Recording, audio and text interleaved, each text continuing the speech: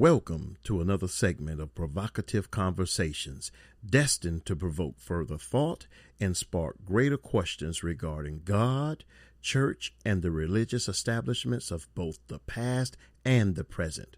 I am the proud heretic, Mr. Provocateur himself.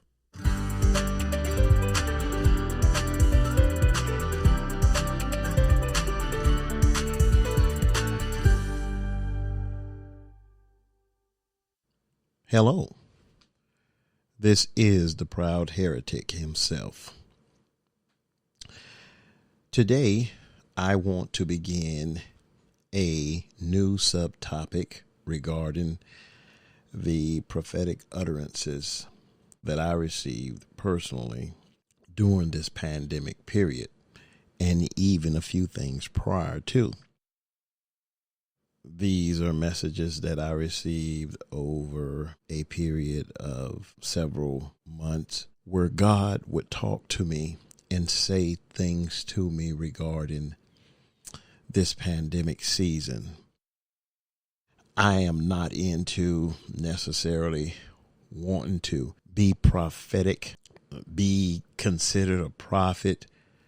That is not me. That's not my desire. That's not my goal. I know who I am. I know that I am a teacher. My life has always been a teacher. In whatever way it came, my life has been a teacher to me and to others.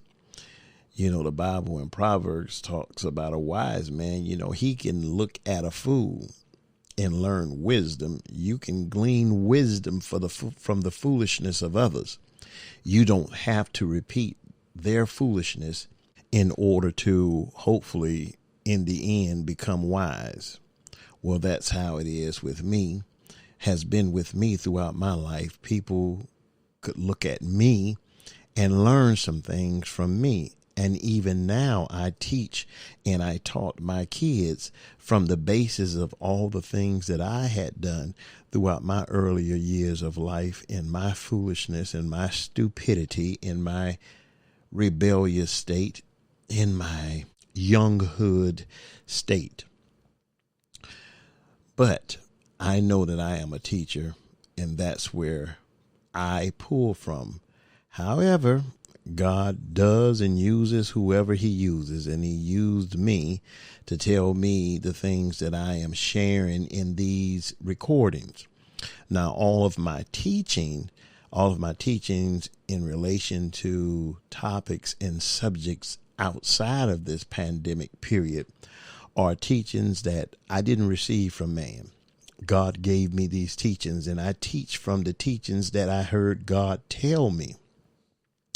I think we have had enough regurgitated messages coming over pulpits, over the mics, pushed down the throats of those who are vulnerable and most often innocent. I don't want a regurgitated message. I want a message that is unique to me, a message that was given to me uniquely from God. That's what I've always been about. I've never been a hoarder of messages. And when I wanted to get messages from other people, they were charging me so much money. There was no way that I could have heard those messages, which is why I don't push anything monetary through what I push forth. If someone wants to share, then that's fine. However, I will not hold back what God has given me for people for the sake of money. I will not sell myself, because too many times I was in need of a message and I could not get that message because I didn't have the money. And it's like, so you mean to tell me that you will not give me the messages that I need in order to grow, and that God gave you? You won't give them to me unless I pay you, unless I give you? The Bible wouldn't have been so-called written in a truthful manner if some of the preachers who are in the pulpits today and who have been in the pulpits throughout the last maybe 50 years, the Bible would have been lacking in a lot of areas with you all when it came to the 5 loaves of fish. First of all, you wouldn't have given your fish up. You would have sat there and you say, look, you got a demand. You got about 10,000 people here. You got probably about 7,000 people over here, better or less, whatever. You have all of these people, and you want my lunch. You want my food that my mama fixed for me, that my daddy worked for me. You want that. Is that what you want? Well, I tell you what, let's bargain here. See the demand out there. Now, if you want to feed them, you're going to have to, we're going to have to work something out here. We're going to have to work some numbers out here. Why? Because I'm not giving up anything free. You wouldn't have been able to be that little boy. You wouldn't have been willing to, and even if you would have paid the little boy when it came to feeding the 5,000 or however many there were, I know there was 2 different times. I don't care about the numbers. That's not important. You're missing it. The numbers are not important. That's not what I'm dealing with. The principle of it. Some of the people you know, some of the people you're paying, they would not have been able to be Jesus on that day. Why? Because to be Jesus on that day, you would have had to give the people what you had. And preachers aren't willing to give the people what they have. It's all about give me, give me, give me, give me. I think that the Bible suits our personal greed. I don't understand how we do it. I don't understand how, I say we, but it's not me, not in this one. I understand how we do it, but I don't understand how we continue to do it. I don't understand why God is not getting through to you, or I don't understand why you're not adhering. I understand why the Bible is so necessary, because if people were to take away the Bible, then they would have to take away the begging, the greed, and everything else. And that just ain't working. This is a problem. I'll get to a lot of that when I get to the church. That's coming. Okay. Because there's a lot that God said to me regarding the church. In fact, when I look at it, I see more of what God said to me regarding the church in detail than a lot of the other stuff that God gave me.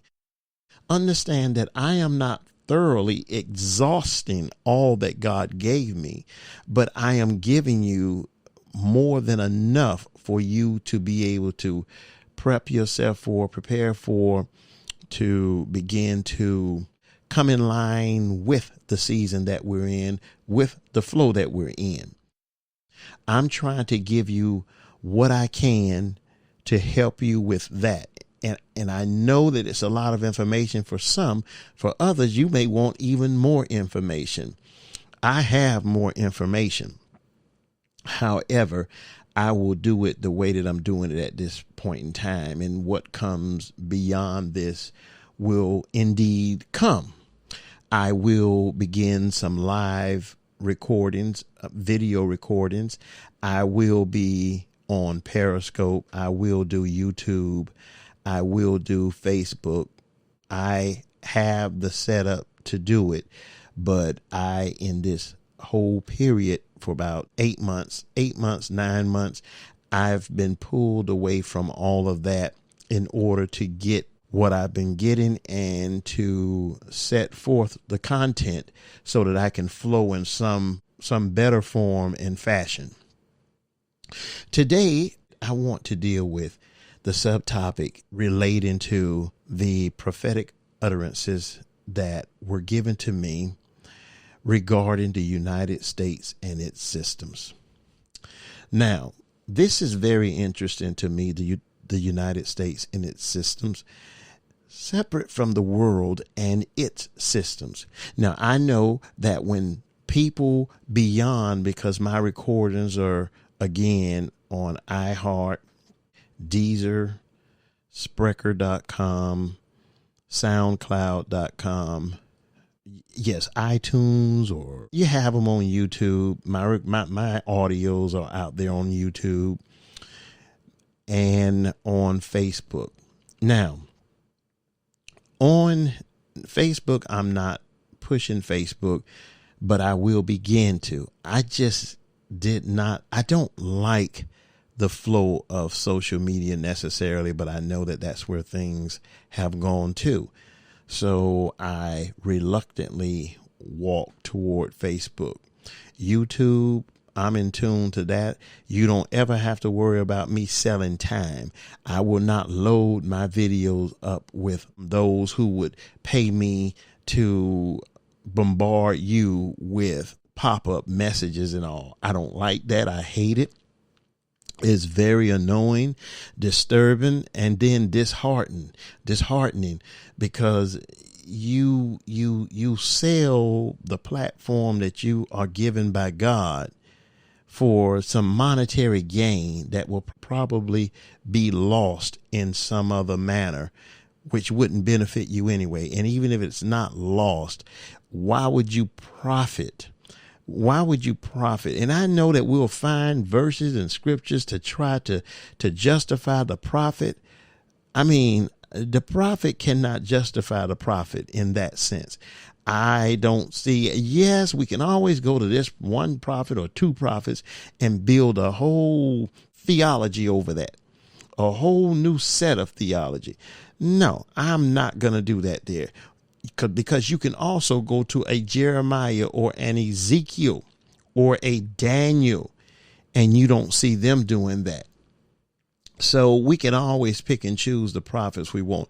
I choose to follow Jesus. Jesus received it freely, even though you don't necessarily receive where you are in God freely. There's a price to pay, and then you give it freely. That's how I am. That's who I'm about. Now, if someone wants to give or donate just out of the goodness of their hearts, or they are appreciative, I understand verses that speaks about the laborer is worthy of his hire, and for you to not muzzle the ox that treads out the corn. And if you partook of our spiritual things, then we should be able to partake of your physical things. I understand that stuff, but I'm not pushing that stuff beyond getting the truth out. Now, may God do for me what needs to be done, since he put me out here to do this here. But I'm not going to bombard you in my recordings or when I upload stuff out there. I pay those monthly bills. I pay what it takes to have all of those platforms and all of my recordings out there, and all of the thousands upon thousands of dollars that it took for me to get to this point. See, if you're going to do this with excellence, it's going to cost thousands upon thousands. Now, they're going to have the cheapest table. They're going to have the cheapest mics, the cheapest cabling, the cheapest audio box to bring your audio through, the cheapest cameras, the cheapest whatever. Now, sometimes you have to crawl, of course, before you actually sprint. I'm not talking about that. You have to start somewhere. But when you have, and when your money is returning to you and you're flipping money, then part of that flipping should be flipping within the very thing that God has given you to do.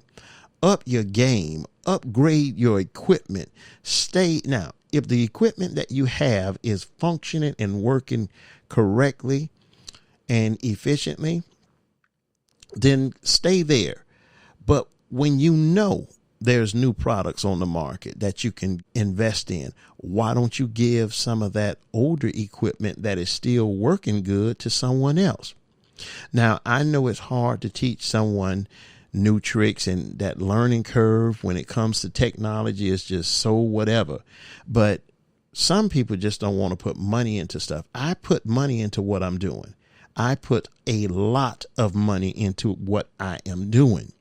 But I'll never market what I'm doing in that sense. If I can't give it out, I'm not going to sell it out, and I'm not going to sell out. Okay. to the United States and its systems. This is an important one because I understand that there are some, because my recordings are going all over the world, literally, maybe not in every country, but wherever the different platforms that I am on is able to be reached, the people who are in those areas are getting these messages. Everyone is not within the borders of the United States, which means that it was necessary for me to have a message to the world, because there are some people who will not want to hear what is going on within the United States regarding this pandemic season. It's like, do you have something for those of us who are not in the United States? Those of us who are in the world, but we're not of the United States. So I know, and I knew that certain people would come to to my podcast, and they would only listen to what I have to say to them, because the United States doesn't interest them. Just like if you heard someone prophesying about Bolivia, you probably be like, well, I don't know where Bolivia is. I don't even know if that's a real place. That doesn't matter to me. And you'll go to something else. Well, some people who are outside of the United States will do the same, which is why I had to separate what God was saying to me that was relative to the world. Did I separate everything? No, I didn't. But I did a lot, and I did it where there will be enough content for people to move on. And then I understood that there is content that was directly, initially I didn't know it, but as I began to read what God said to me, I saw the distinction in a lot of areas where God was specifically generally talking to the world, and then where God was specifically speaking to the United States. So that led me to making a subtopic in relation to what God said to me regarding the United States and its systems. That just like people outside of the United States will only listen to the messages that I recorded to the world and its systems, I also understand that people within the United States will only want to hear what is relevant relative to their situation here in the United States, which means that some of the stuff I had to repeat, because if I left that stuff out, it would seem as though the United States did not have that specific message to them. It was something to the general world, and it may or may not have included the United States within that. So some of the things, a lot of the things, if you have heard every single message, you will hear some of those things in here. But there are some more specific things that you have not heard, but it is necessary to hear them. You know, there's verses in the Bible that says, I cease not to remind you. It talks to you about being mindful, remembering. It talks about that. I had a whole list at one time where I went through the Bible and everything that had to do with you hearing it again and again and again and again. I had a computer crash in probably 2006, 2007, something like that, where I lost everything that I had at that time for the last 10 years, 15 years, something like that. I lost all of that, and I put a lot into my computer. Years and years and years, but I lost it all in seconds. But it is what it is. But what that did for me is that it helped me to erase all that I knew from old. And God began to fill me with all new, fresher, more in-depth revelation, more accurate concepts. So I really appreciate what he gave me by losing it. Sometimes you have to lose in order to gain. In my case, I had to lose in order to gain. Okay, so here we are to the United States and its systems. It is very necessary for those of us within the United States to understand that we are in a period where we will go through some of the greatest hell that we have ever, or should I say, than we have ever imagined. If you think there's been hell on earth here within the United States, you have seen nothing yet. What we're getting ready to experience is going to bring the weakest or the strongest to his knees. We are in a period of great humbling. This is the season of great humbling. This is a season, and I will begin a message. It kind of speaks from something that I left off in the subtopics of the generalities of this pandemic season. There was something that I never put in there that God stated to me on March the 29th, 2020. God said to me, this is a season of reaping. He said, this is not a season of sowing, but rather this is a season of reaping. A season of reaping. A season of reaping. Anyway, I'll deal with that. I'm going to make a recording, do a recording that will bring a series of teaching regarding this season of reaping, which will be the backdrop of the teaching regarding sowing and reaping. And this is not about money, people, okay? This is not about money. If we don't understand the season we're in, and if we don't understand the seed, not just money seed, as everything has come to, but the seed of your behavior, the seed of your attitude. These seeds operate and are in operation in this period in time as we have never seen them. The Bible says there's a time and a season for everything. And there's a time to sow, and there's a time to reap that which has been sown. We are in a season of reaping that which was sown. Okay, we will deal with that when I record the message regarding sowing and reaping. It will be a couple of recordings, I would suspect. I know how much information I have on it, but it will be a couple of recordings teaching the power of your seed, not in monetary form. Because in order to understand what is going on in this season, you have to understand the seed. The seed, it is necessary. You want to hear this because this applies to every individual person, individually and corporately. And that is the season that we're in right now. Okay. To the United States and its systems. The systems of this United States will definitely see the greatest blow to itself in this season.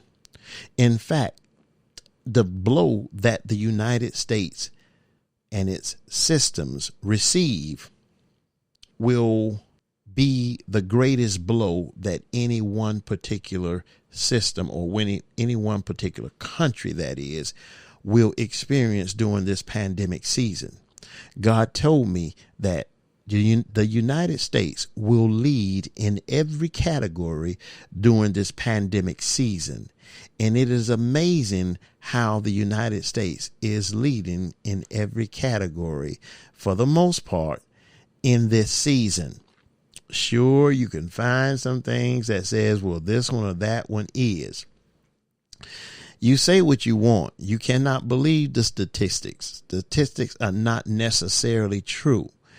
But what I do believe is what God stated to me. And so far, it has become the reality that the United States is leading in every category in this season.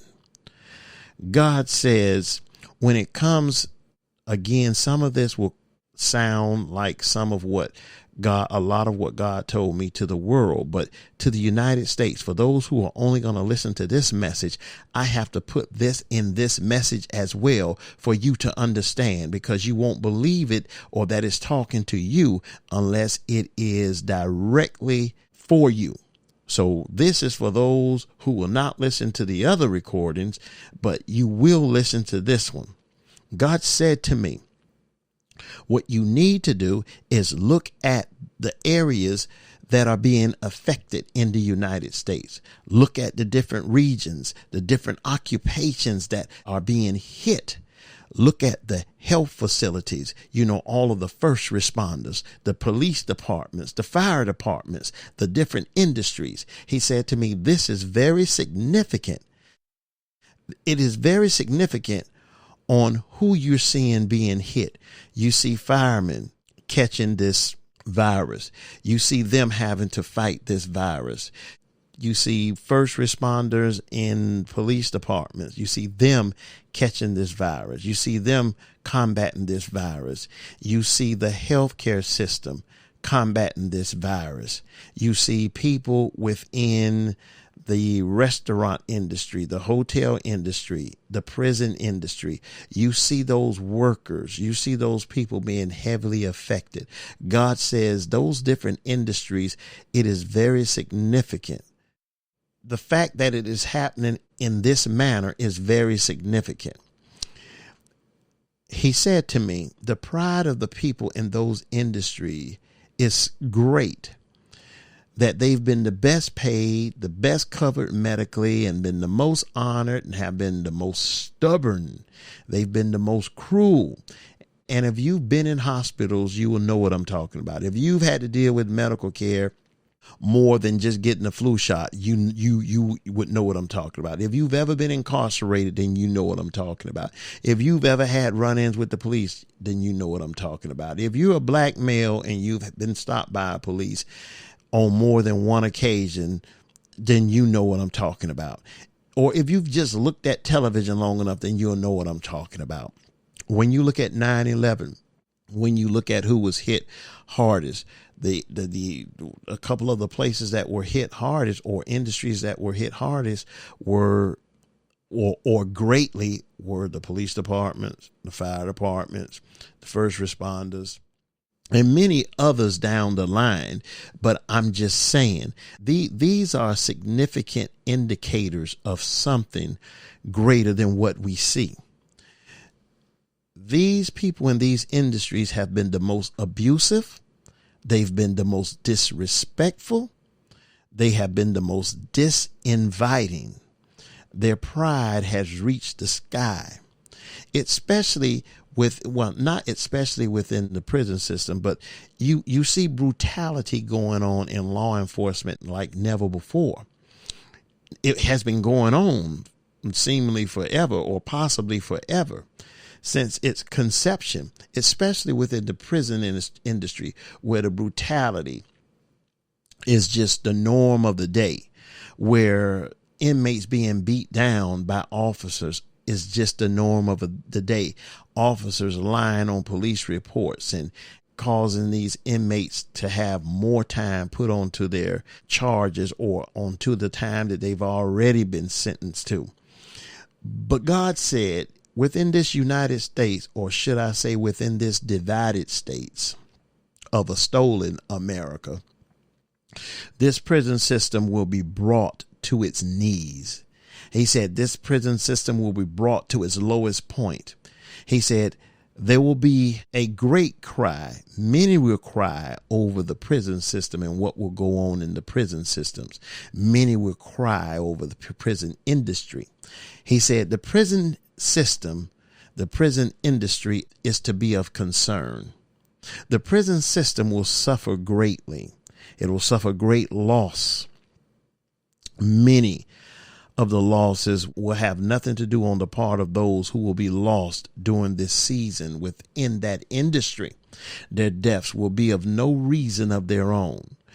I would dare to say, no matter where you are, where you're hearing this message, you may already know, but if you don't know, just Google your particular state, your particular country regarding the pandemic in the prison system, regarding the uproar that's going on in prison systems around the world, to test and see if what God stated to me is true.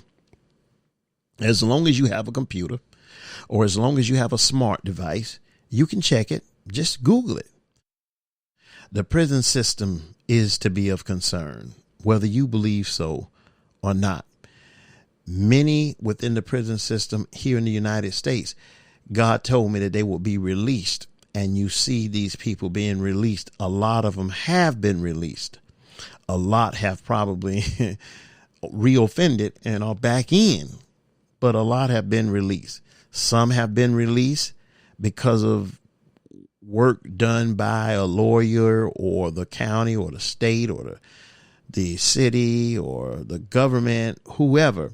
But then some have been released by way of their deaths from this virus or other causes during this time period. Many will die in that industry, both staff and inmates. God said to me, it'll be a cry, and that cry will be a cry like never before. The deaths and the sick will be alarming throughout the prison system. The deaths and the sick within the prison industry will be pathetic. The deaths and the sick within that industry will be a pandemic within itself. That pandemic will dismantle gangs. It'll break up gangs. It will break up bullying and racism and bring groups together, groups that were never, ever together. They will come together. Groups that were at odds with each other, that didn't get along, that hated each other, will begin to come together during this period, during this pandemic period. This season will bring people to their knees. They'll be brought to their knees as a result of what will happen in this state of change. There will be a state of humility that will come about. Understand this within the United States. Here within the United States, we have fought and fought and fought against everything that is sound doctrine, sound teaching, sound wisdom, from sound studies done by doctors and scientists regarding sickness and diseases and past sickness and diseases and illnesses and whatever else. Yet the United States, we feel that we are better than the world and this does not apply to us. And that somehow we will beat this virus and somehow we always prevail.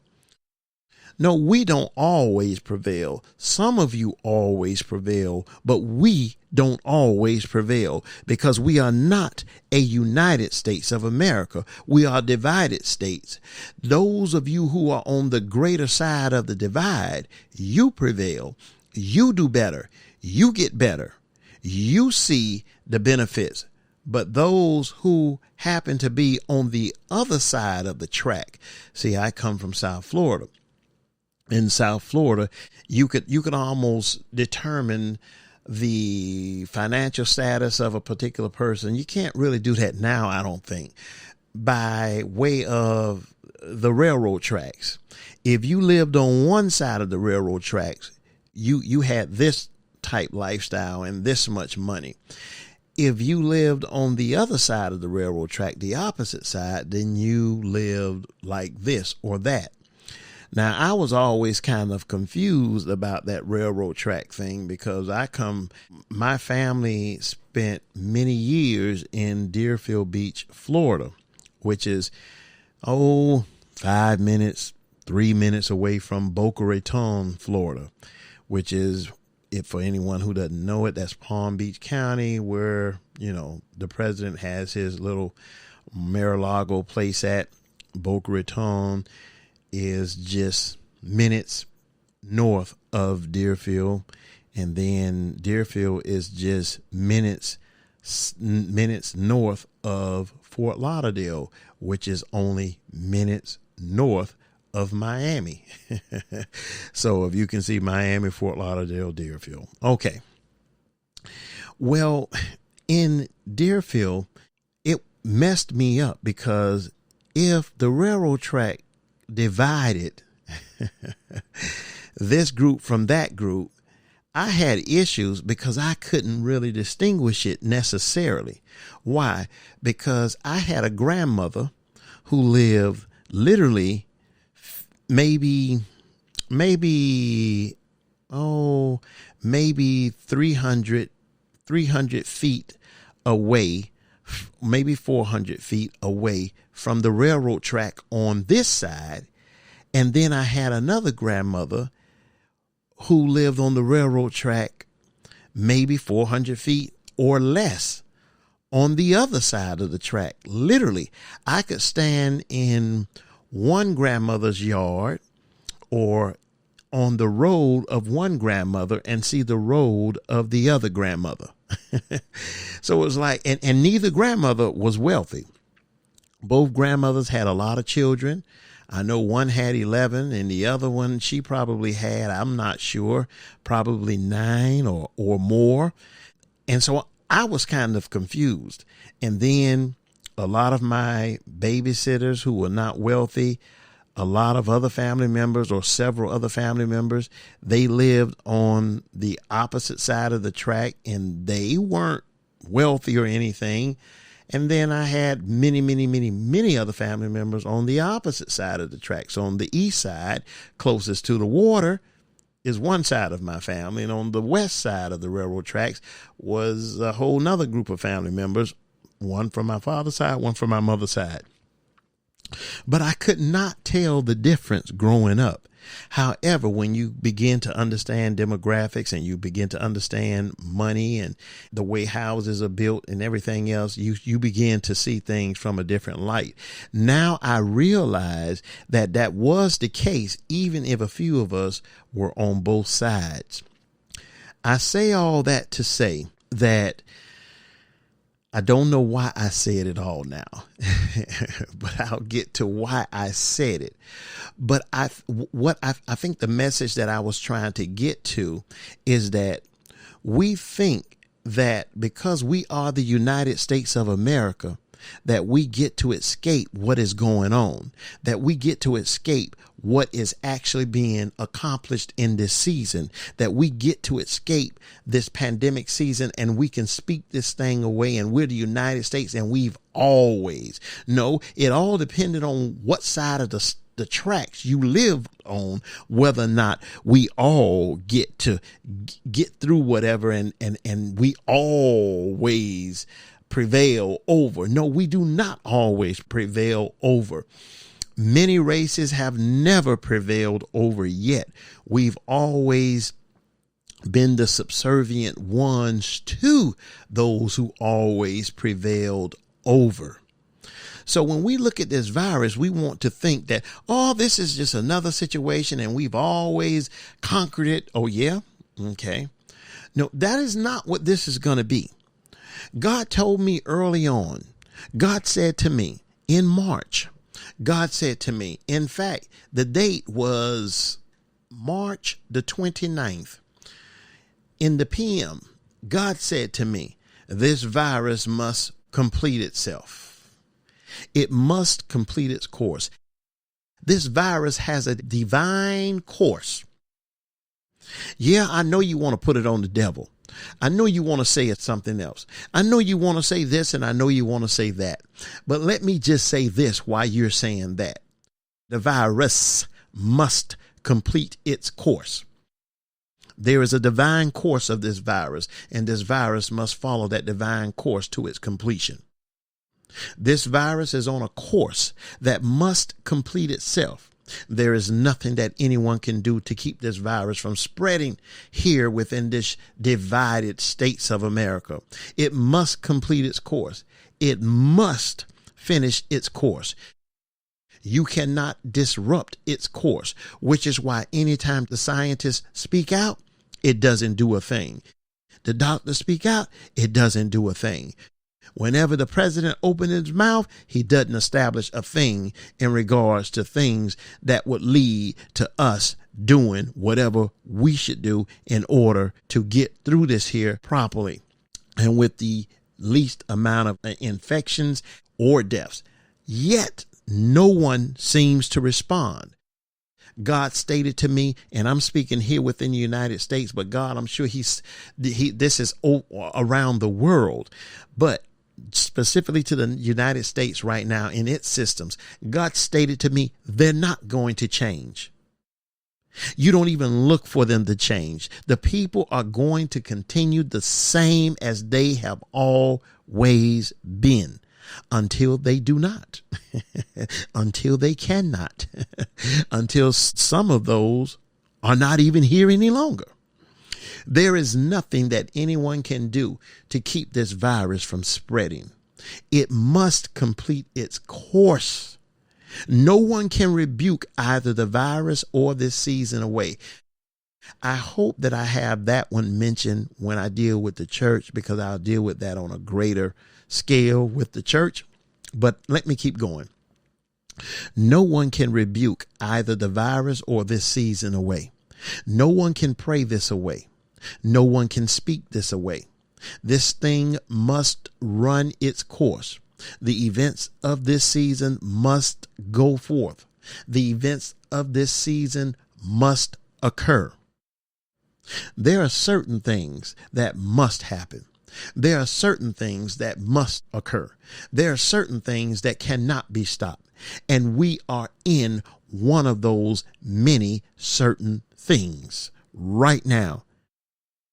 To the United States, you cannot use your legal status as a U.S. citizen as though this Cora woman is going to give you any type get out of jail free pass, get out of my lungs free class. Cora does not care. She is not a respecter of persons. She is coming at whoever has a set of lungs if you don't cover up the entryways to your lungs. No one can speak this away. This season will not go away. This thing will run its course. The events of this season must go forth. The events of this season must occur. This season is not going to go away. This season is not going away until it has done or gone its course, until it has done its duties, its assigned duties. The duties of this season, the duties of this virus have already been rendered. The virus must follow its orders. This season must run its course. There is nothing that anyone can do to turn back the hands of time, to turn back the things of this season. It must complete itself. This thing is widespread, and no human, nothing that a human can do will stop the spread of this season at this point in time. Notice I didn't necessarily say the virus. I said the season. The season. The spread of this season is inevitable, whatever it will be. Just like the virus, we can't stop the events of this season. Why? Can't we all? No, we can't all get along. It's not going to happen. Just as you cannot stop the virus of this season, you cannot stop the hand of God of this season. Just as you cannot stop the virus of this season, you cannot stop the events of this season. The virus foretells the hand of God, and it foretells the very things regarding this season that we won't be able to stop either. It's out of our control. It is already here. We're not in a season of sowing, people. We're in a season of reaping. This season will be a season of destruction, United States. We will not have this vibrant, revived economy, this blindsided, hopeful set of lies regarding new health care. We won't have police reform. We won't have any of this stuff if this season were to go away. We have to go through the destruction of this season before we ever go on to build. The Bible said there's a time and season. There's a time to sow and there's a time to reap that which is sown. There's a time to build and there's a time to tear down. There's a time to kill and there's a time to give life to. There's a time of laughter and joy and there's a time of sorrow. Understand the times and seasons. There will be destruction all around you. There will be destruction throughout industries. Here in this divided states of America, industries will be destroyed. Businesses will be derailed. Businesses will be dismantled. Businesses will be undone. So we might as well cut this out here in the United States and stop thinking that here yet once again we're going to escape or avoid the destruction that is inevitable for us in and through this season.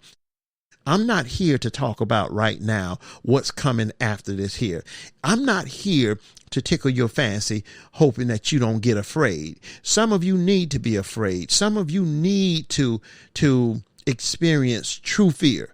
Why? Because you've always been the perpetrator of it, but you've never been the recipient of it.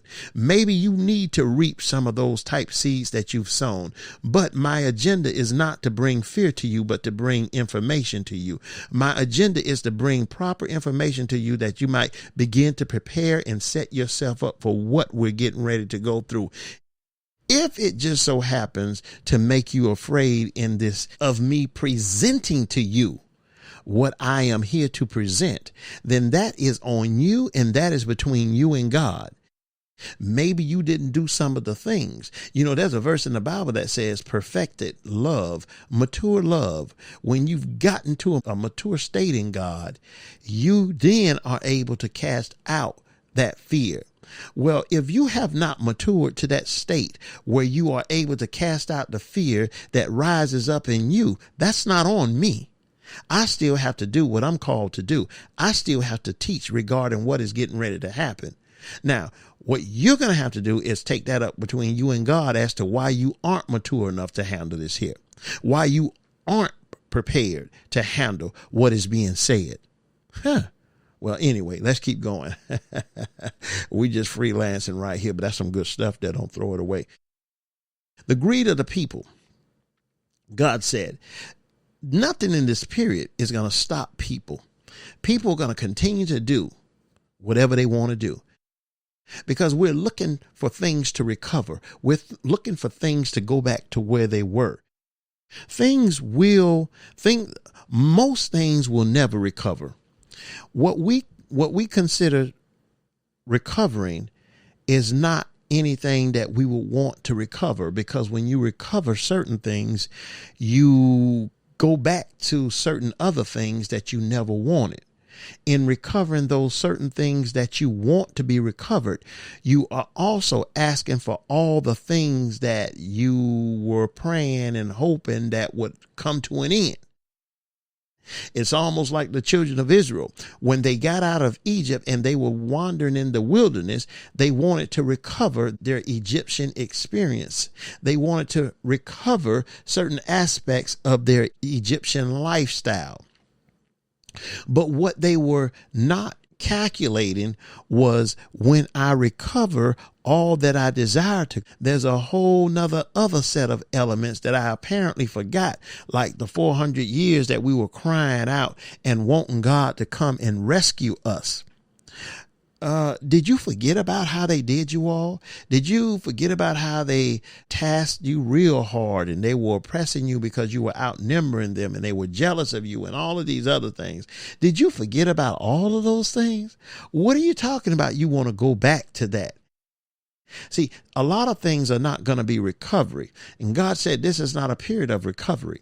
See, he said most businesses will not return. Most businesses will not recover from this season. So here in this divided states of America, considered to be united, which is a lie, most of what you know is not coming back. So you might as well get over the recovery headache, the recovery dream. That's not coming.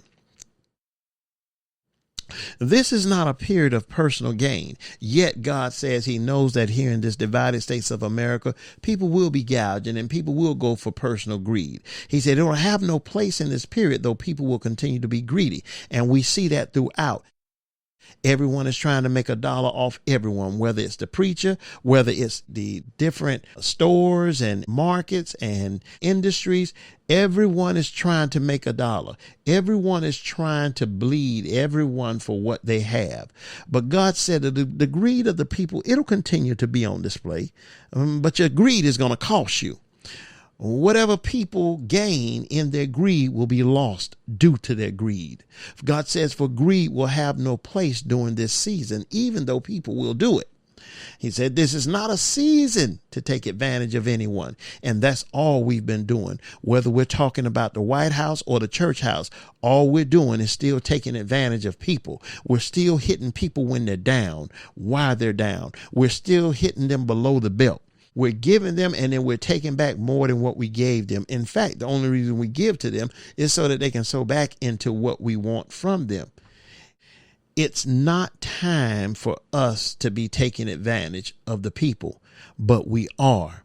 God says this is not a season to be taking advantage of anyone. This is not a season that anyone wants to take advantage of anyone. He said, because taking advantage during this season will be costly.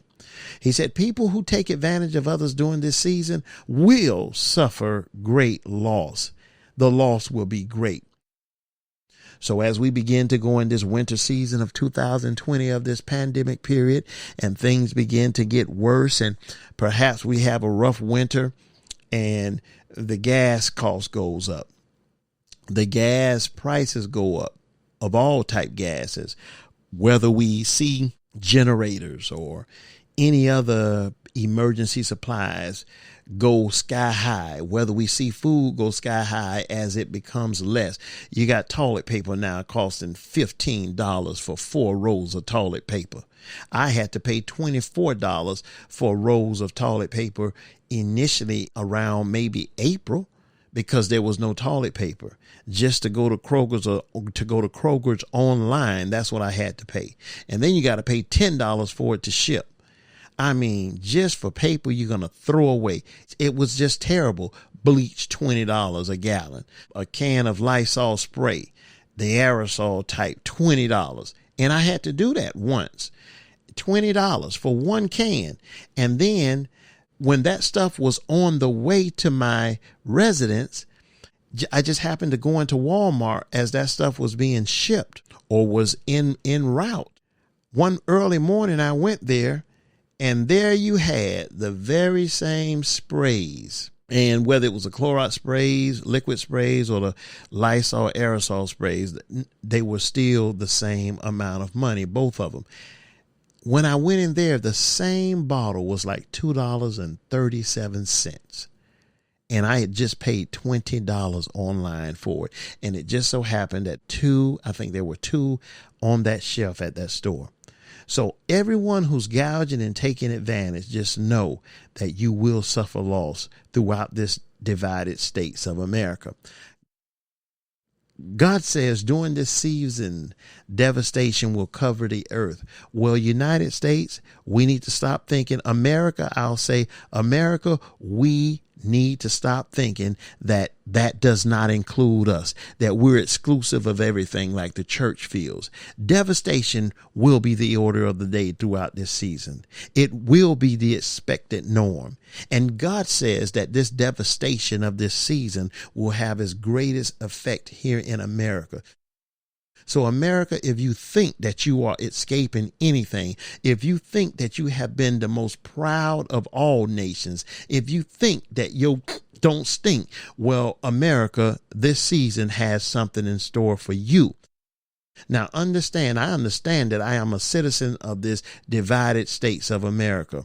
Yet at the same time, I understand that the hand of God is at work, and I am not going to pull away from what God has stated to me because I am a citizen of this country. Now, Jeremiah, in the book of Jeremiah, Jeremiah was a citizen of Jerusalem, of Israel.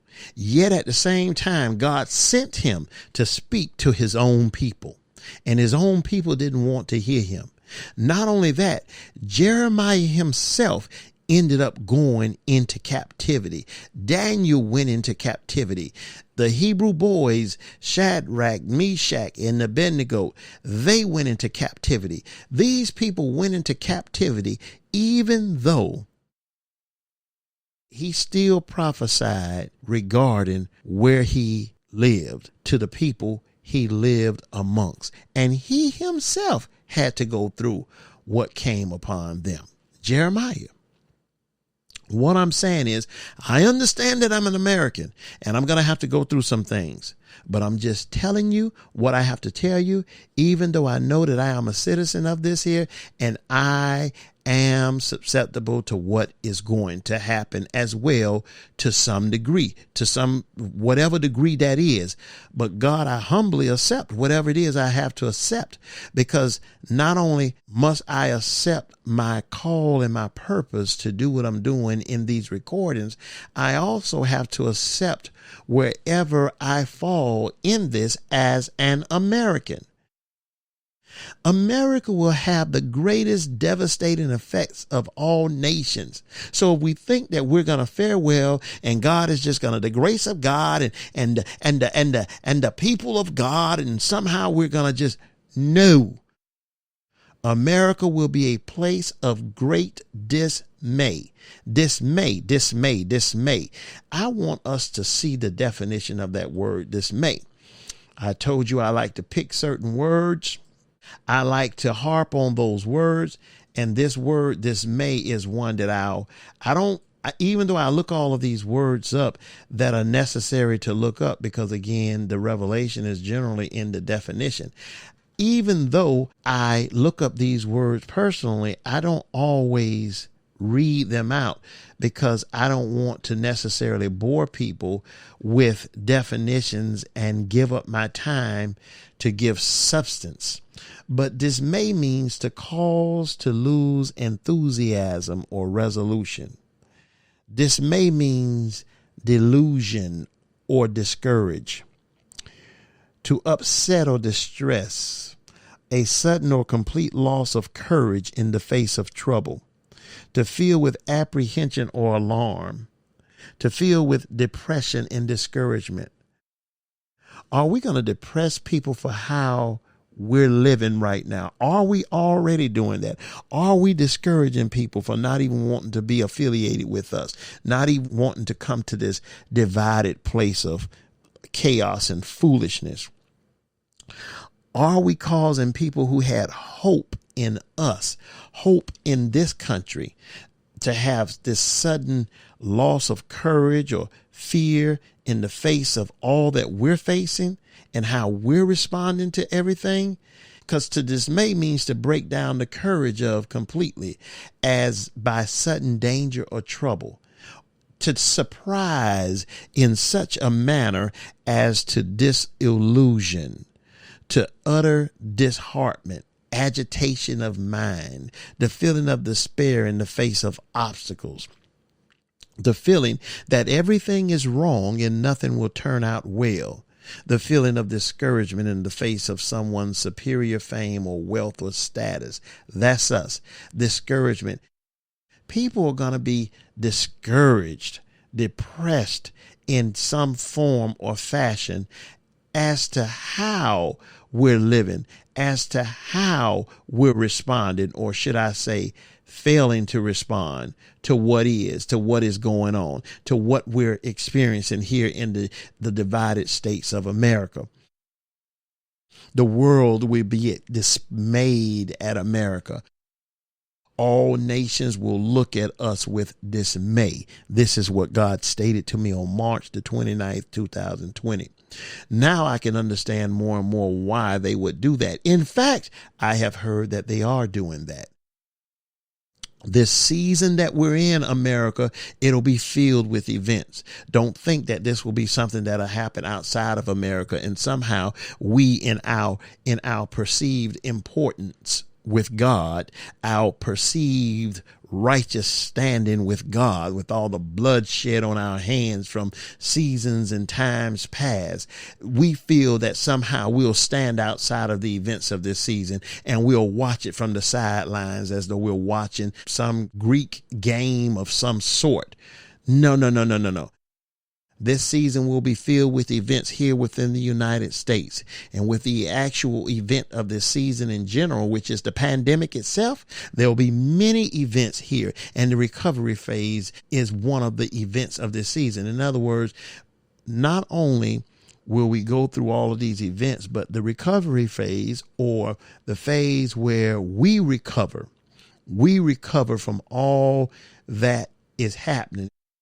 I don't want to say recover all things. I don't want to push a meaning to this here, because if I push a meaning to it, then I limit God to what he meant. And I don't fully understand what he meant, knowing that many things are going to be destroyed and there'll be nothing to recover. So I'll leave it at that. I'll be wise and leave it at that. When I say God said to me that this entire season of events must run its course, it means that this includes the time period that is going to take in the recovery process as part of all of this having to take place in this season. And God said to me, there will be many who will not make it through this season and recover. So in America, if you think that somehow you will be amongst those who will make it, well, you may be right, and yet you may be wrong.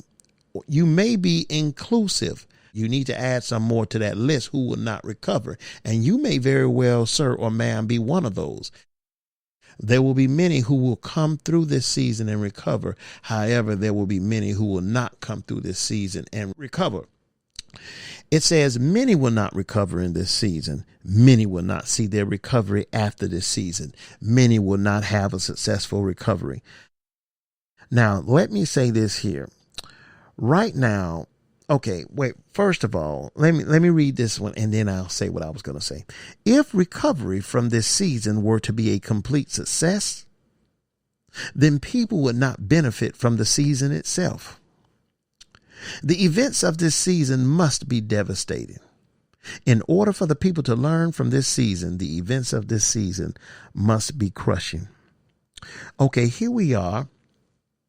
Today is October the 6th, 2020. We have a president here in the United States. Listen, I'm not a Republican or a Democrat. I'm a person who speaks forth truth. I don't want to step on your political shoes. I don't want to step on your racial divide. I'm not here to do that, yet at the same time, I guess I am here to do that only because in order to speak truth, you have to speak truth to where the footprints of falsity are. So I step within the footprints of falsity in order to establish truth. In doing so, I might offend you, but I'm not coming at you personally. I'm really coming at the mindset, the theology. I'm coming at the twisted ideologies that drive how people think and their attitudes and their behavior toward certain other people or whatever. I have to say to you, I am neither a Democrat or a Republican. I stand on the side of right. If the Republican side is the right side, then I stand in the side of right. If the Democratic side is the right side, then I stand in the right. But don't give me a D and don't give me a R. I don't want either one. Even though I have those letters in my name, I do not want to be affiliated with either or. Understand that. I am here to speak forth truth wherever truth is necessary, even if it means stepping on me. Over the weekend that we just came out of, today is a Tuesday, our president tested positive, so it is stated. I am very careful on what I believe or on what I hear regarding that and several other things, because so much is coming forth that's not true that I don't want to follow the okie doke. I don't want to be lured. God told me to not allow myself to be lured into the deception of this season. There's a deception that is going on in this season that you cannot be lured into. So I stand out and I stood back from all of that, just waiting to see, okay, is it true? Is it true? Did it catch me? Yes, it caught me, but not necessarily off guard, because it was more like, well, about time. Not that I wanted necessarily bad to come upon anyone, but that I wanted truth to prevail. However truth prevails, that's how I want it to prevail. I don't want truth to not come forth. If you are a person of truth, if you are a person who has the heart of God, you want truth to prevail. You just want that. You want right to be established. Why? Especially if you've been on the side of right, yet you suffered as though you were on the side of wrong. I don't want wrong to prevail any longer. I want truth to prevail. If you make mockery out of what God is doing in this season, if you make mockery of the things of this season when divinity is at work in this season, well, you, sir or ma'am, you are deserving of whatever comes your way when you just make utter mockery out of something that has taken hundreds of thousands of lives away, that has caused millions of people within this divided states of America to perhaps for the rest of their lives have to struggle with the after effects of this virus. So I don't have pity when righteousness prevails. If we believe that the wages of sin is death, okay, because that's what people believe, okay, and if you believe that whatsoever a man soweth, that shall he also reap, and if you believe that not one tittle word, letter of God will fall to the ground without accomplishing that which it has been set forth to do. If you believe that what you do is a seed into the universe and it returns back unto you, well, it should not surprise you, and you should rejoice in the sense, not that an individual bites the dust, but that righteousness still works, that truth is still the order of the day, that honesty and justice still reigns at the end of the day. That's what I saw when that happened. You're not going to walk throughout this time period, this season, live any kind of way and somehow avoid everything while others have to suffer at the cost of your decisions or your lack of decisions in this season. When this president went through his hospital period, he got to a point only 2 days later where I don't want to be here, and I'm not going to be here, and you can't keep me here, and watch what I do. Well, in doing so, we may very well see a greater degree of this taking effect now. You will see it when you see it, if you see it. Anyway, there you have it, a person who suffered at least the virus itself, and even to a degree that it was causing him great discomfort. But because he wanted to usurp his authority, he got out of his hospital stay. But in getting out of his hospital stay, it proves to us that if you don't stay in a certain state long enough, you will fail to walk out of that state and appreciate the state that you are now in, or appreciate the state that you were at, or appreciate the state that many people were at, and over 200,000 honest deaths have occurred here in this divided states as a result of being in that state. and how millions have come out of that state, yet are still living the repercussions or the side effects, the after effects, the post effects of the virus, even beyond their recovery and their positive tests. When you don't go through a thing right, you come out of that thing wrong, probably more strong in your wrong when you come out of it than when you went in, because you feel as though you've conquered it. So here we are, only 24 hours, literally at the hour nearly, because it is 7 p.m. tonight, and he was released somewhere seemingly between 6 p.m. and 7 p.m. on yesterday evening. 24 hours later, we've seen him show forth pride. We've seen him show forth his aggressive stand, him show forth, look, I beat it, and look at me, I'm on top of the world. Not only that, but I'm not giving anybody the relief that they desire from the relief package that's supposed to come forth from people who are struggling. I'm still not giving that. And not only am I not giving that, but I'm stopping that until after I get what I want, which is the presidency. And if I don't get that, I'm not giving it to anyone, most likely. If he loses or if he wins, he's not going to give that. He may, but he may not give it to anyone. If he loses, you know he's not going to give it to anyone, and he'll be in office until January to whatever, 19th, 20th, something like that. I'm not sure. So it won't be happening. Do you know how many people will be put out? Do you know how many people will be without as a result of that? So do you mean to tell me that you did not learn anything in all of that time that you spent in the hospital, or not all of that time? Do you not realize that virus is still in your body? Do you not realize that the church is lying to you and making you feel as though you have conquered the world, yet at the same time you have pastors who have it as well? I'll mention their names, John Hagee. Well, you know that we'll talk about that on the church side of things when I get to what God spoke to me in relation to the church.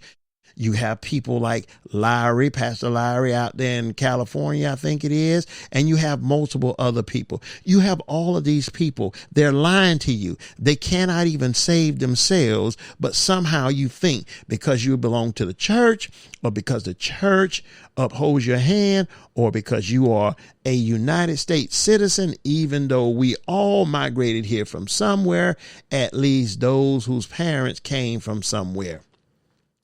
Most of us, many of us were born right here in this divided states of America, but our forefathers, they did not. They came from somewhere. We all migrated from somewhere.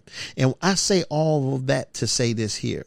If recovery from this season, what God stated to me, if recovery from this season were to be a complete success, then people would not benefit from the season itself. If recovery from this season were a complete success, then people would not benefit from this season itself. As soon as the president got a half-witted state of cool-headedness, or whether it was drug-induced and he thought it was cool-headedness, I'm not sure. He went right back to where he was. Now you have all of these tweets coming again. You have these messages where he's slamming. He's a wrestler, and he's slamming the COVID virus, and he's elbowing it and kicking and punching it and whatever else, forearming it and everything, as though now you have conquered the world. You have conquered all that could have come your way. Now you're on top of the world, Nebuchadnezzar. Again, I have been saying, for those of who do not know, I have been saying that Donald Trump is not a King Cyrus. The only way that I can see where people would call him a King Cyrus is because he gave the children of Israel what they were desiring. But listen, you all, that's a hocus pocus situation there to a certain degree. Yet the hand of God is working in that. But Donald Trump in this presidency is more like King Nebuchadnezzar. You apparently don't know how to follow what you claim to believe, people. If you claim to believe the church, the Bible, then why don't you go into your Bible And if you don't have a Bible, go check into a hotel and use their Gideon version of the Bible. That's free. The room won't be, but the Bible most likely will be. Why don't you go there and you read the book of Daniel and you read about Nebuchadnezzar and see if you don't see his handprints all over Nebuchadnezzar. Why people are not saying this, I don't know. But anyway, that is the case, and I will continue to show the case. Nebuchadnezzar, the difference between Nebuchadnezzar was when he came to himself, like the president apparently came to himself. Nebuchadnezzar said, now I know that God rules in the kingdom of man. Now that should have been the mindset that came out of yesterday, but it didn't.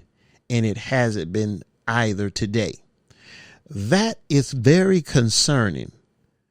It's very concerning, and it should be concerning.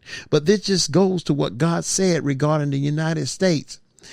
If this season doesn't complete itself, and if I were to pull everything back now and stop everything from happening, you would never learn your lesson. You would never benefit from this.